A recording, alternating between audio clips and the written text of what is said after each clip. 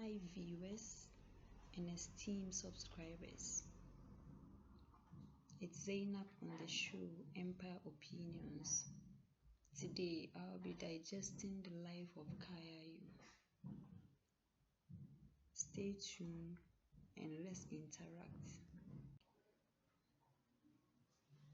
Life of Kaya Yoo.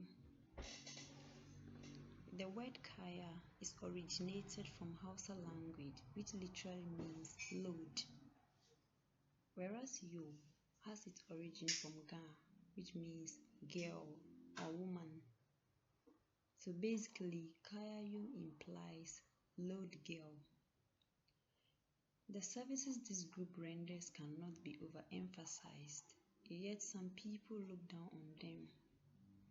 Number of these Kaya Yoo are being maltreated and abused by their madams and patronizers. Almost everyone shops one way or the other. We sometimes make bulk purchases or buy goods that are heavy for us to hold to various bus stations. Even those with own rides don't always have access to drive through all corners in town to shop. For this reason, the service of Kaya Yoo is high to help transport goods to parking lots and public transport stations. Some of their customers pay them less than the agreed upon prices. They are being cheated on, exploited and extorted because of language barrier and ignorance. Someone say Jenny just come. Kaya risks their lives whether rain or shine for their customers. However, some of them end up being used for sacrifices and ritual after carrying loads to the homes of trusted clients. Again, this occurs when they are hired for home services to do laundry. They face humiliations when they have encounter with certain city people because they are northerners and not looking polished like the rest of us. When you happen to go shopping at the market, you see how they are being pushed without excuse, with loads on their head and child at the back.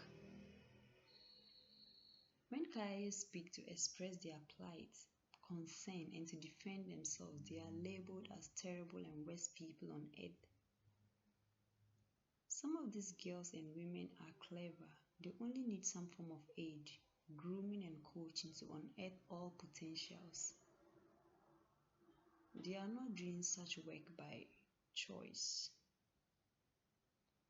Kaya work is not bad, but I think a modernized and improved form would be safe and better. For instance, they can be trained in logistic handling and management, each registered with portable carrier bikes designed for loads instead of lifting goods with headpans and woods. Extortion comes in when an experienced Kaya Yoo rents a room and further rent it out to new ones at exorbitant price. There is no free lunch anywhere. I understand business is business. Let's view a scenario. Habiba rents a room at 1,000 cedis monthly for a year. She accepts to share the room with joiners at 100 cedis weekly per sleeping place. She got 10 people after some time. Collecting 1,000 cedis weekly and 4,000 cedis monthly, Habiba will be able to pay for her next rent in 3 months. Is that not it? And before the year ends, she will acquire 48,000 Ghana cedis. Now, when she deducts her cost from gains, she will have thrice her initial capital. At this point, I think the landlord is rather a tenant and needs to be schooled by Habiba. All jokes aside, is that not wickedness?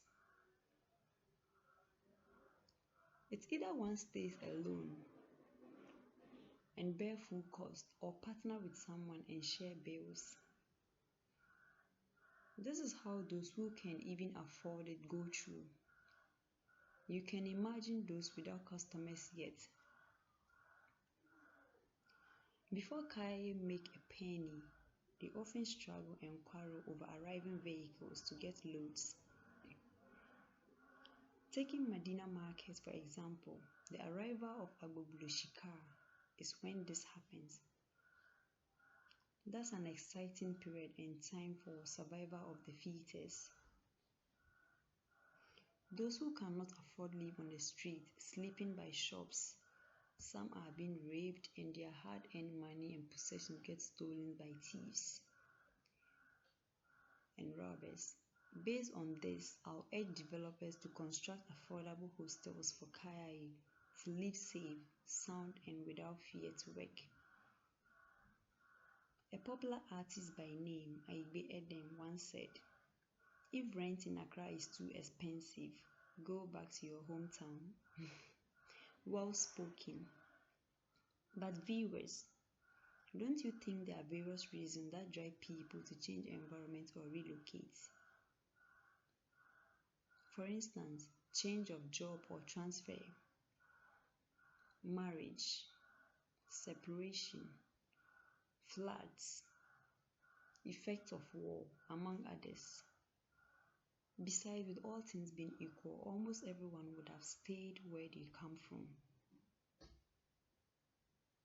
At this juncture, I would like us to note the factors influencing migration of Kaya Yoo. Insufficient infrastructure. Most communities do not have enough facilities for skill development and talent nurturing. Some societies have none at all. This and many other reasons compel them to move to the cities. Betrothal marriages is another reason young women run away from hometown to escape from arranged and forced marriages. Education.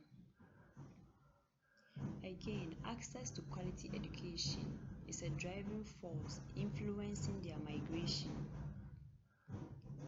Education still takes place under trees and dilapidated buildings in the savannah and regions outside the cities. People look for house helps and promise to enroll these teenagers in school. But when they get to cities, the guardians fail to keep the promise. Sometimes, when these young girls see their peers from same hometown working for themselves and being free from excessive control, they run away. Better opportunities is another reason for their migration. The search for greener pastures make them troop here, often solo or in groups. Typical example is the rate at which Ghanaians are leaving for Europe, Nigerians and other nationals moving to Ghana. Poverty. People say money is the root of all evil. I also say poverty is the root of all evil. This will be a topic for another day, hopefully. Destitution makes many of these young girls migrate to the capital with the hope of working to improve their conditions. There are many people in the rural areas who cannot afford basic necessities of life such as food, shelter, clothing, and so many other things.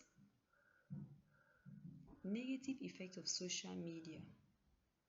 Through social media, some people portray fake lifestyle. Their weak acquaintances and friends feel pressured and want to imitate such lives by hook or crook. In conclusion, Northern region, before its splitting, has produced so many educated and enlightened citizens in Ghana and in diaspora.